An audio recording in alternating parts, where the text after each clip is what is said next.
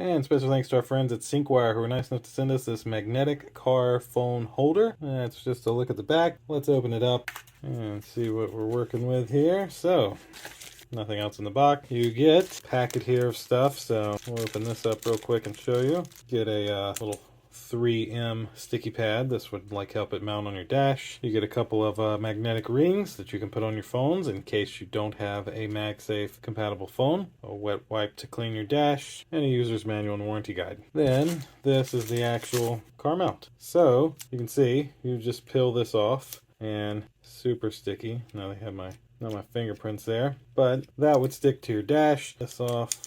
And then there's also one here. Once you stick this to the dash of your car, you're then able to maneuver this in many different ways to have it fit in your car the best way possible.